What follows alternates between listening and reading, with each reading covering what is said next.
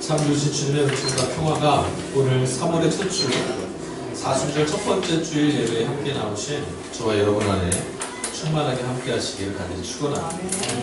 우리가 살아가는 삶, 여러분들이 직면해야 되는 삶의 자리에서 우리를 도우시는 주의 은총이 함께함으로 모든 시험을 넉넉하게 이기실 수 있기를 축복합니다. 여러분에게 한번 질문하고 싶은 생각이 들었어요. 설교를 이렇게 준비를 하다가 제가 설교문 도입부를 이렇게 준비를 하면서 기분이 몹시 좋았습니다. 왜냐하면 제가 꼭 가고 싶어하는 어떤 곳을 머릿속으로 막 상상해봤습니다. 자, 만약에 여러분들에게 꼭 가고 싶은 여행지가 있냐고 누군가 묻는다면 여러분 지금 바로 저는 이곳에 꼭 가고 싶습니다 하고 싶은 그런 곳 있으세요? 감사합니다. 행복하시네요. 저는 언제부터인가 그냥 놀러가는 여행 말고 꼭 한번 가보고 싶다 하는 곳이 생겼어요. 지금도 제 마음속에는 평생, 그러니까 죽는 순간 가기 전에 한 번쯤은 꼭 거기 가보고 싶다. 그런 곳이 생겼습니다. 우리나라는 아니고요. 저 먼 나라입니다. 유럽이에요. 스페인이라고 하는 나라 아세요? 투 유명하고 남자분들은 축구에 열광하는 스페인. 스페인이라는 나라를 꼭 가고 싶다는 생각이 들었습니다. 첫 번째 들었던 것은 어떤 여행 전문 방송이었는데 스페인의 그 농촌 모습을 영상에 담은 게 한 번 나왔는데 너무 아름답더라고요. 목가적이고 햇볕이 너무 좋고 평안해 보였어요. 그때 제가 많이 힘들었었나 봐요. 저기 가서 좀 쉬었으면 좋겠다. 두 번째, 그 스페인이라는 나라를 꼭 가고 싶다는 생각이 들었던 것은 얼마 지나지 않았습니다. 우연찮게 누군가를 통해서 소개받은 그런 곳이었어요. 스페인 북서쪽 도시에 산티아고 데 콤포스텔라라고 하는 도시가 있습니다. 그 도시를 향해서 걸어가는 800km 정도 되는 길이 있어요. 그 길을 순례의 길, 산티아고로 가는 순례의 길이라고 합니다. 우리나라에는 그 코엘류라고 하는 작가가 쓴 순례자라고 하는 책이 소개되면서 이 산티아고 이 길 좀 소개가 됐고 CF 이런 데서도 이 도시 이 길의 모습이 나와요. 여행하는 것들이. 산티아고라고 하는 이 도시 이름은요 원래 사람 이름입니다. 예수님의 12제자 중에 야고보 사도, 야고보를 스페인어로 이제 표기를 하면 산티아고라고 해요. 그래서 이 도시는 원래 뭐냐면 야고보 사도의 무덤이 있는 곳이다 이렇게 알려져 있어요. 진짜인지 아닌지 모르겠어요. 어쨌든 지금 해마다 수많은 사람들이 순례의 길을 동참하고 있대요. 기독교인만 가는 게 아니라 비기독교인들도 이 여행길에 많이 있습니다. 그리고 제가 지난달에 어떤 목사님을 통해서 들은 이야기인데 그 순례의 길 안에 한국 사람이 그렇게 많답니다. 근데요, 이 순례의 길, 방송으로 봤던 그 아름다워 보이는 이 순례의 길이 사실 직접 그 길을 걷기 시작하면 그닥 낭만적이지는 않대요. 생각해 보십시오. 800km요, 800km. 그 길을 걸어야 돼요. 그리고 그 길을 선 사람들은 시끄럽게 떠들거나 즐거워하거나 셀카를 찍거나 이러지 않아요. 많은 사람들이 찾는 그 순례의 길의 분위기는 잘못 숙연하고 엄숙하다고 합니다. 그도 그럴 것이 그 길을 찾는 사람들의 여행 목적이 좀 다르다고. 물론 이 길이 유명해지고 유네스코에서 세계문화유산으로 이제 등재돼서 찾아가는 사람들도 있지만 순례, 무언가 잃어버린 것을 다시 찾아보고 싶은 사람들, 그리고 인생의 어떤 삶의 자리에 딱 섰을 때 내가 지금 어디에 서 있는가 돌아보고 싶은 사람, 내가 지금 잘 살고 있는 것인가 질문해보고 싶은 사람, 그리고 무언가 결정해야 되는 사람, 이런 사람들이 이 길을 찾는다고 해요. 그러니 이 길은요 누군가 대화하는 사람들보다는 혼자서 자신 안에 자신과 끊임없이 대화하는 그런 길이기도 합니다. 그러니까 만약에 즐거운 여행길을 위해서 가신다면 이 산티아고는 추천드리지 않습니다. 힘드실 거예요. 그래서 이 순례길을 처음 시작했다가 완주하는 사람이 많지 않다고 해요. 그런데 길 위에서 만난 서로 다른 사람, 한 번도 만나본 적이 없었던 길 위에서 만난 이들과 함께 걸어갈 때 800km의 순례의 길을 잘 완주할 수 있다고 하더라고요. 그 말을 들으면서 그런 생각했어요. 우리가 살아가는 인생의 길은 결국 혼자 가는 길인데 너무 어렵고 힘들 수도 있는데, 그래서 때로는 어울리고 소비되는 것보다는 내 안에 의미를 찾아가는 게 정말 중요하긴 한데, 그래도 더불어 살지 않으면 우리가 이 길을 갈 수 있을까 생각해 봅니다. 이 산티아고 이 길 막 생각하다가 그런 질문이 제 안에 떠올랐어요. 무엇이 사람들로 하여금 이 길 위에 서도록 초대하고 있을까? 왜 수많은 사람들이, 나라를 초월하고 종교를 초월한 수많은 사람들이 이 길 위에 자신의 걸음을 옮겨놓으려고 하고 있습니다. 어렵고 힘든 길이고 뭐 나오는 것도 하나도 없는데 이 길을 왜 수고를 마다하지 않고 오랜 시간 공을 들여서 이 길을 걸어보겠노라고 할까? 아까도 말씀드렸지만 우리들이 사는 그 삶이라는 게요, 질문하지 않고 살면은 참 낭비되기 쉽거든요. 여러분, 오늘 이 주일 예배를 드리기 전까지 여러분들이 지금 살아오신 한 주간의 삶을 한번 돌아보십시오. 여러분의 한 주간의 삶 가운데 나는 이렇게 살았노라고 이야기할 수 있을 만한 건전할 것들이 있으십니까? 아니면 누군가에게 나는 이렇게 살았다 말씀 안 하셔도 돼요. 나는 이렇게 살았으니 의미 있었다. 나는 살아도 될 만한 값을 치루었다. 이런 거 혹시 있으세요? 뭐 그렇게 어렵게 살아. 그렇죠? 근데 우리가 정말 소중한 것을 소중하게 여기지 않으면 그건 우리가 더 이상 소중한 게 아닙니다. 내게 주어진 인생, 내게 주어진 생명, 내게 주어진 삶이 소중하지 않은 사람들은 그거 그닥 신경 안 쓰고 삽니다. 그러나 이것이 정말 소중한 가치일 때 사람들은 이것을 자꾸 기억해내고 이게 내게 어떤 의미인지를 자꾸 되물어봅니다. 여러분 좀 한번 자신의 삶을 돌아보세요. 내게 정말 소중한 거, 여러분 만약에 집안에 뭐가 제일 좋을까요?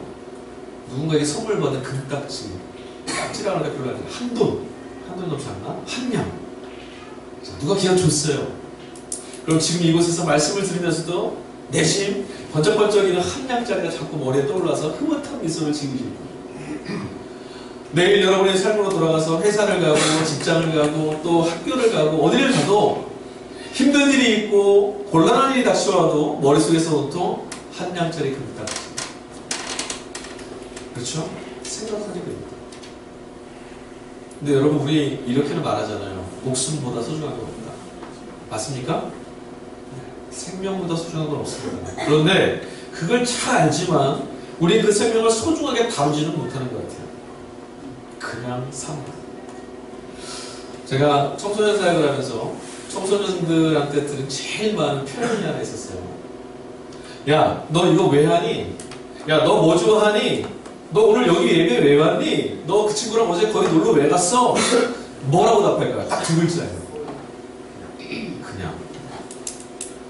청소년들 하는 문제는 그냥. 청년들도 마찬가지인 것 같아요. 그리고 요즘 우리나라 청소년, 청년뿐만 아니라 많은 세대가 다 그렇게 사는 것 같아요. 그냥 살고 있을까 생각합니다. 아니, 그렇지 않습니다. 물론 사순절입니다. 저와 여러분이 살고 있는 이 생명은요, 그냥 사는 게 아니라요, 누군가의 피 흘림의 대가예요. 누군가의 목숨을 희생한 대가로 오늘 우리가 이 자리에 살고 있어요. 그러니 우리가 아무리 내 뜻대로 하고 싶다고 내 인생이라고 하더라도 그냥이라고 말하면 안 돼요. 불효자가 있습니다. 부모님이 살아생전에 말씀하신 하나도 말을 듣지 않던 그 불효자가 부모님이 돌아가실 때쯤 철이 듭니다. 살아계실 때 효도할 때. 그렇죠? 저도 그런 후회를 안 하려고 애를 쓰는데 잘 안 되더라고요. 살아계셨을 때 잘할 걸 했던 그 마음이 부모님이 돌아가신 이후에도 그 불효자의 삶을 바꾸어 봅니다. 계시지 않음에도 불구하고 계신 것처럼 잘 살려고, 바르게 살려고, 부모님이 그렇게 살라 하신 말씀을 기억하며 살려고 애를 써요. 왜요? 내가 지금 살고 있는 건 부모님이 내게 주신 소중한 생명이에요.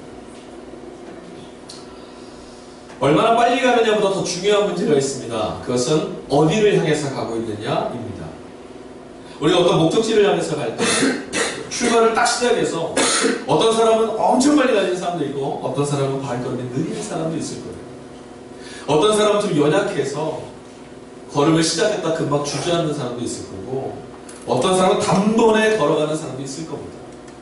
근데 중요한 건 얼마나 빨리 얼마나 쉬지 않고 갈 수 있느냐 이게 아니라 지금 어디를 향해 가고 있느냐 이 질문이 훨씬 더 중요해요. 만약에 20km로 뛰는 사람이 있고 100km로 달릴 수 있는 사람이 있다고 쳐볼게요.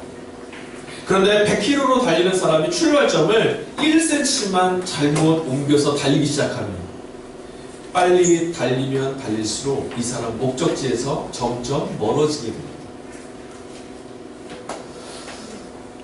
순례.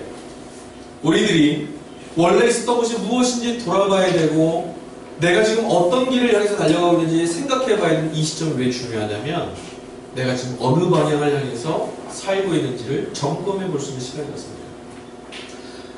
오늘 사순절이라 말씀드렸습니다. 교회를 가려면 여러 가지 절기가 있습니다. 제가 어저께 우리 지방의 어떤 목사님에게 늦은 시간에 카톡을 하나 받았어요. 그게 성도님이 뭘 질문하셨는데 절기를 따르고 예전을 지키고 하는 것이 도대체 무슨 의미가 있습니까? 너무 형식적이지 않습니까? 그런 질문을 받았나 봐요. 답은 안 하셨던 것 같아요. 왜 교회 전통은 이런 절기도 만들고 이런 예전도 만들고 저는 오늘 한 달에 첫 주라고 이런 가운도 입어야 되고 왜 이렇게 만들어 놨을까요? 여러분 그거 아십니까? 우리 남자분들은 다 공감하는 거예요. 의사, 변호사, 교수, 목사, 사무가 아무리 인정받고 동망받는 사람들이라도요 어느 한순간 완전 망나니로 변하는 때가 있어요. 언제인지 아세요? 군복 입고 예비군이에요. 네. 군복 입혀놓으면 똑같아요. 근데 점심 먹을 때 막 얘기하다가 뭐 하시는지 얘기하면 저 사실은 의사예요. 저 사실은요 누구예요? 에? 옷을 입혀놓으면 그 옷에 맞게 사람이 살아요. 이 절기, 이 예전 왜 있냐면 우리가 누구인지를 기억하기 위해서 만들어 놓은 거예요. 너는 그냥 이곳에 와서 그냥 여기서 1년 먹고 사는 예비군이 아니라 돌아가야 될 곳이 있는 사람이야. 그거 기억하게 하는 거. 1년 동안 교회에 가는 수많은 절기가 있습니다. 사순절, 부활절, 왕국절, 성령강림절, 대림절, 성탄절, 주연절 많이 있죠? 왜 있죠? 예수 그리스도께서 이 땅에 오셔서 살고 죽고 부활하셨고 승천하신 일련의 일들을 절기 속에 놓고 우리가 살아가는 시간에서 주님이 지금 이 길을 걸으셨지 기억해보는 거예요. 이 사순절은요 우리에게 있어서 무엇을 기억하는 거냐면 하나님의 아들 예수 그리스도께서 당신을 몸을 죽음으로 내모셔서 우리를 향해 찾아오셨다. 그리고 그는 지금 죽음을 향해 걷고 있다. 그걸 기억하는 거예요.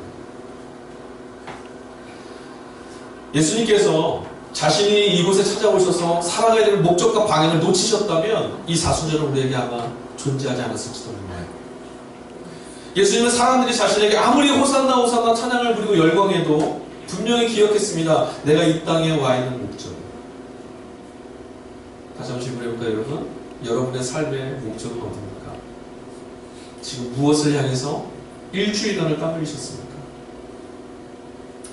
순례라고 하는 말은요, 제가 사전을 좀 찾아봤습니다. 원래 어원이 종교의 발상지나 산본 또는 성인들의 무덤 이런 종교적 의미가 있는 곳을 찾아가고 방문하고 하는 것을 순례라고 하더라고요. 종교의 발생지, 그곳을 왜 종교인들이 되찾아가죠?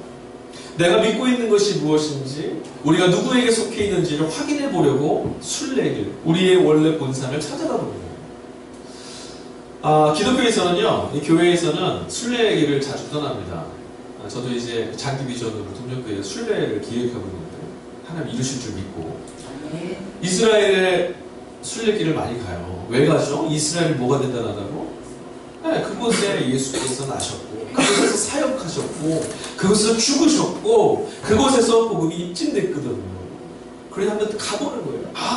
주님이 이곳에서 일하셨고. 제가 머리통 가고 처음으로 비행기를 타고 해외를 나가본 적이 그게 이스라엘이었어요. 지금도 기억하는 거 뭐냐면 거기 관광지도 아니고 예루살렘 성벽도 아니고 성전도 아니고 아무것도 아니고요. 그냥 불 꺼져 있는 갈릴리 호수였어요. 다음 날이고 저는 이제 다시 돌아와야 되는 사정이 있어서 전날 밤을 잘 잠이 안 오더라고요. 밖에 나갔어요. 불이 탁 꺼졌어요. 을신연스럽습니다. 호숫가를 그냥 막 걸어다녔어요. 왜 그런지 아세요? 주님이 여기 걸으셨다는 거예요. 여기 어디쯤에 주님의 발걸음이 찍혀 있을지도 모르는 거예요. 밤에 들었어요. 그래서 돌아오니까 맞아, 주님이 정말 실제하시지. 기억이 나요. 순례의 길은 내가 지금 누구인지, 내가 지금 어디로 가는 사람인지를 다시 기억해두기 위한 사람들이 떠나는 길이에요. 오늘 사순절 첫 번째 주일이라고 했습니다. 사순절은 부활절 이전을 역산합니다. 주일을 뺀 40일을 카운트를 해서요. 지난 3월 1일 수요일, 제2의 수요일로부터 시작한 40일 기간을 사순절이라고 해요.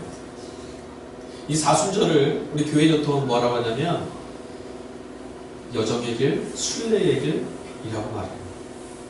순례. 이제 저와 여러분들은 이 사순절 6주 동안 뭘 할 거냐면 예수께서 걸어내셨던 그 길들을 다시 한번 돌아가보는 시간을 가져야 돼요. 나는 예수 믿습니다가 아니라 내가 믿는 그 예수는 이 땅에 오셔서 어떻게 살아내셨나, 무엇을 고민하셨고 무엇과 싸우셨고 무엇을 위해서 죽으셨던가, 그것을 기억해보는 거예요. 왜 기억하죠? 나도 그 길을 따르는 사람입니다. 예수님은 우리에게 그런 말씀을 남기지 않았어요. 나를 믿어라. 그 말 대신에 주님은 이렇게 말씀하셨습니다. 나를 따라라. 여러분 이제 어디로 따라가시겠어요? 그러니 우리는 예수가 가신 길을 거두어 가야 돼요. 바라기는 사순절 이 기간 동안 여러분 매일매일 제가 되도록이면 이제 새벽마다 매일마다 글도 올리고 주보에도 제가 일주일간의 말씀 구절을 하나씩 다 써놨거든요. 읽으시면서 예수님이 오늘 2000년 전 오늘 이 걸음을 걸으셨지 누구 때문에? 나 때문에. 이 걸음 끝이 어디? 목적지가 어딘데? 죽음.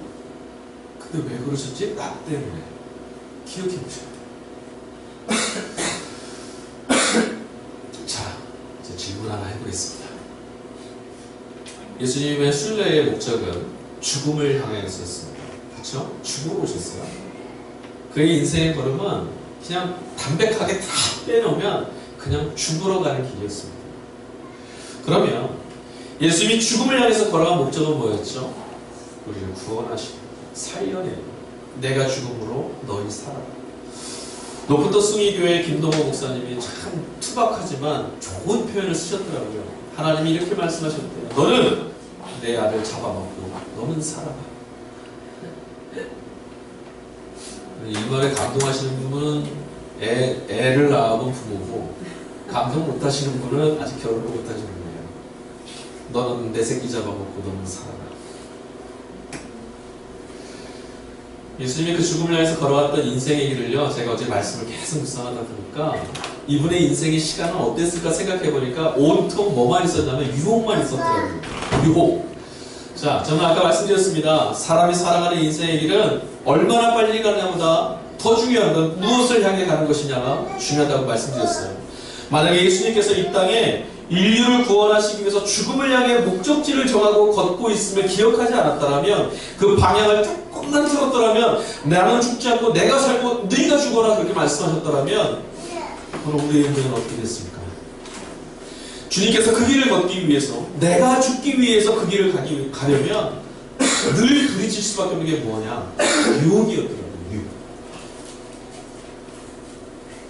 여러분들은 사랑하는 자녀들이 잘 되기를 원하시죠?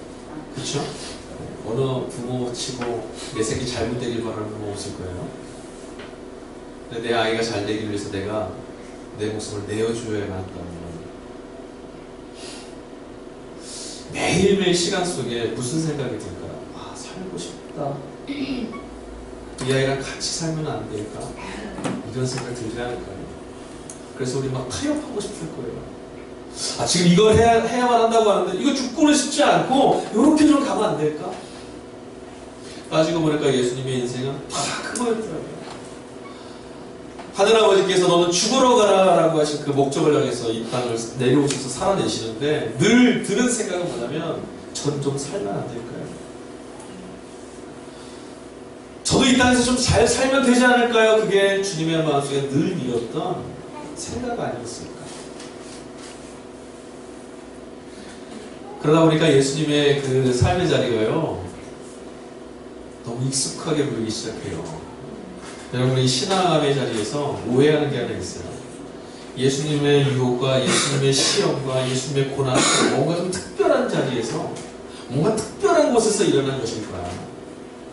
그리고 오늘 우리들에게는 똑같은 질문에 똑같은 생각을 합니다. 내게도 유혹과 시험이 닥쳐오는 건 어떤 특별한 상황이나 특별한 자리에서 일어나는 것일 거야. 내가 예수를 믿느냐 안 믿느냐 이런 중차대한 순교의 위협이나 이런 거 있을 때 그때 나는 유혹을 받는 것일 거야. 아니, 그렇지 않습니다. 33년간 이 땅을 살아내셨던 예수 그리스도께서 경험한 유혹은 언제나 그의 일상의 삶이었어요. 오늘 본문 말씀을 보니까 세례를 받고 공생을 시작하시는 예수를 성령이 그 손을 붙잡고 끌고 갑니다. 어디로? 광야로 끌고 갑니다. 광야로 끌고 가서 성령께서 뭘 해주시는 줄 알았는데 그곳에 누가 기다렸냐면 마귀가 기다렸다고 해요. 마태는 그렇게 말합니다. 성령은 그곳에 예수를 툭 던져놨습니다. 그래서 뭐에게 맡겨놨냐면 마귀의 손에 맡겨놨습니다. 마귀가 찾아옵니다. 그리고 예수를 시험합니다. 첫 번째 시험이 뭐죠? 광야를 헤매고 있었던 40일 금식하며 헤매고 있던 예수에게 찾아와서 배고프지? 이 돌을 떡대기 해서 먹어라. 너는 하나님의 아들이잖아. 할 수 있잖아. 유혹합니다. 두 번째 유혹은 뭡니까? 높은 곳에 올라서도 뛰어내려라. 하나님의 아들 천사들이 발을 지켜서 죽지 않는다고 하지 않아요. 한번 보여줘봐. 세 번째 뭐 했습니까? 내게 전해라. 그럼 이 세상을 다 보여줘. 제가 2014년에도 한번 이 설교를 했던 것 같아요. 예수님 입장에서는요, 이 마귀가 준 이 시험을 그대로 예스 해버리면 이 땅에 온 목적은 다 이루어집니다. 왠지 아세요? 내게 저라면 이 세상을 다 주겠다? 예수가 왜 왔는데? 이 세상을 구원하라. 내 것으로 회복하려고. 절반하면 끝나잖아요. 근데 예수는 그렇지 않았어요. 사탄아, 물러가라. 하나님의 말씀으로 살 것이다. 근데 한번 잘 돌아보십시오. 예수는 광야로 시험 받으러 가셨는데 이 말씀을 읽을 때마다 저는 성도님들 생각해요. 여러분들 오늘 이 예배에 오시기 전까지 예수를 성령이 이끌어 가셔서 내놓았던 그 광야에 살다 오셨어요. 여러분의 삶은 광야예요. 그래서 저는 여러분들을 보면 좀 친근합니다. 저는 안전한 곳에 있거든요. 여러분들이 걸어내시려고 오늘 이 예배를 마치고 내일부터 걸어낼 그 자리가 광야인 거 맞습니다. 뭐가 기다린다고요? 마귀가 기다리고 있어요. 무엇하죠? 마귀가 무엇하죠? 여러분의 삶에 와서 이렇게 말합니다. 배고프잖아. 너 요것만 하면 먹고 살 수 있어. 배고프잖아. 너 요것만 하면 너의 내일, 너의 목숨 살 수 있어. 이렇게 한번 해봐. 또 마귀가 얘기합니다. 높은 곳에 올라가서 뛰어내려서 천사들이 나를 두고 이적을 보여주면 너를 한번 뽐내. 사람들이 너를 인정해 주도록 한번 해봐. 사람들이 너만 바라보면 대단하다고 말할 수 있는 그것을 한번 가봐. 이렇게 지질하게 살지마. 그게 누가 하는 말이라고요? 마귀가. 세 번째 뭡니까? 내게 절만해. 그러면 줄게. 진리, 정의 다 필요 없어. 그냥 절만하고 다 가져. 그런 유혹이 어디에 있다고요? 여러분의 일주일의 삶에 있어요. 이 땅을 살고 있는 사람은 이 유혹으로서 자유로울 사람 한 명도 없습니다. 한 명도 없습니다. 단에서 있는 저도 똑같습니다. 이 유혹 앞에 있습니다. 왜? 주님도 이 유혹 앞에 쓰셨거든요. 그러니 유혹의 자리는 어디냐면 어떤 미션이나 선교나 무슨 순교를 각오할 만한 어떤 상황 하에 있는 게 아니라 우리의 일상의 삶은 늘 유혹의 자리. 그러니 여러분, 주님은 언제 필요합니까? 이 예배가 자리가 아니라 우리의 일상에 필요합니다. 말씀으로 마귀의 권세를 무너뜨리고 빨리 가는 일보다는 하나님이 이끄시는 생명 살리는 느긋한 걸음을 택하셨던 그 주님이 우리의 일상에 같이 계시지 않으면 누구도 이 유혹에서 이겨낼 수 없습니다. 누구도. 나는 이길 수 있다 자신한다면 그 사람 이미 무너진 거예요. 한번 생각해 보십시오. 만약에 예수께서 하나님의 아들로 주어진 자신의 그 능력을 자기 자신을 위해서 사용하셨더라면 어떻게 됐을까요?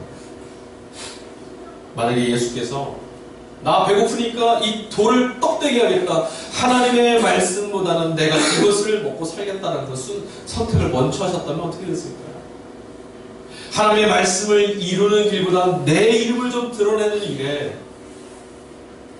예수께서 자신의 능력을 뽐내셨다면 어떻게 됐을까요? 하나님의 말씀이 이루어 가실 것들을 보이지는 않지만 아직 보이지는 않아요. 생각해보세요. 예수님이 지금 광야에 가신 건 공생의 첫 시작이에요. 예수님 눈에 보이는 건 뭐였는지 아세요? 오직 하나, 자신을 기다리는 죽음밖에 안 보였어요. 그런데 마귀는 뭘 주냐면 영광, 승리, 너의 목적을 이루는 꿈을 이루는 것들, 이걸 제시합니다. 자, 택해봐. 그때 만약 예수님께서 저 멀리 돌아서 죽음을 거치고 고통을 거치고 쓰러지고 넘어진 이후에야 주실 그 부활의 영광이 아니라 지금 당장 내 인생을 선택하셨다면 어떻게 됐을까요? 하나님의 말씀을 선택하지 않고 마귀의 유혹에 넘어지셨다면 오늘 우리 이 자리에 있지 않아요. 여러분, 우리의 일상은 예수님의 사람으로서 본질을 찾아가는 순례의 길이 되어야 합니다. 주일이 딱 되었을 때 교회에 가서 예배의 자리에서 나의 본질을 찾아가는 게 아니라 이 문을 열고 나가는 내일부터의 광야에서 나는 누구인가? 나는 누구를 따라야 하는가? 나는 말씀 앞에 어떻게 반응해야 되는가? 치열한 유혹과 싸우는 그 자리에서 우리는 순례의 길을 감당해야 합니다. 산티아고 800km의 길은 굉장히 거칠다고 합니다. 돌도 있고 신발도 뜯어지고 무릎 관절도 아프고 발목이 나가고, 근데 그 고통의 길을 걸을 때 내가 누구인지 당신을 찾아갈 수 있다. 여러분에게 주어진 월요일부터의 일상, 그것이 바로 예수께서 시험받으신 곳이라는 걸 기억하십시오.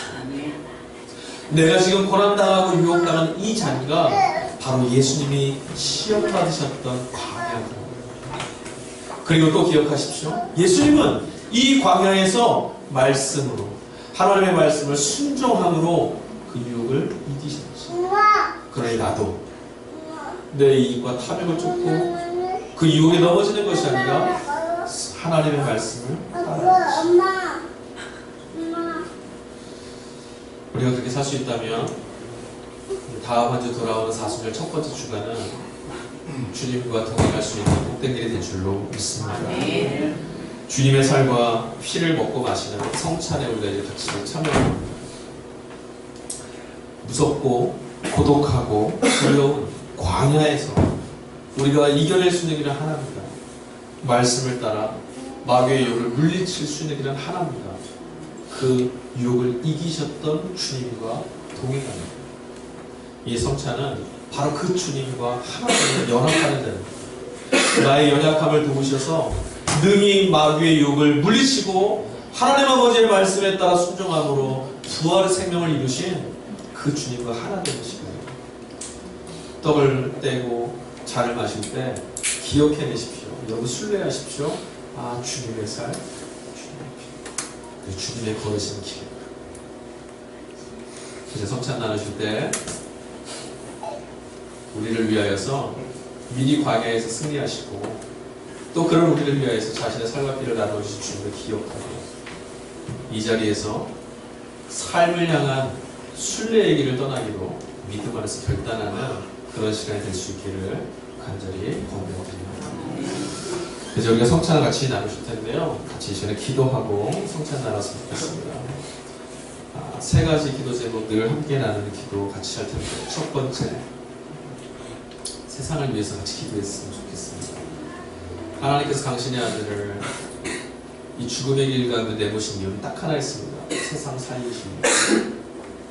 이 세상이 우리 뜻대로 살아갈 수 있을까요? 인류가 발전하면 발전할수록 문화인류학자들 그렇게 말하더라고요. 인류의 기술이 진보하고 인류가 발전할수록 지구는 멸망할 날이 더 빨리 달립니다. 하나님의 은총이 아니면 살 수 없습니다. 하나님, 자비로우신 주님, 이 땅을 살려주십시오. 이 세상을 악이 지배하는 세상이 아니라 하나님의 은총이 지배되는 땅으로 회복시켜 주십시오. 기도해 주세요. 두 번째, 교회를 위해서 기도해 주십시오.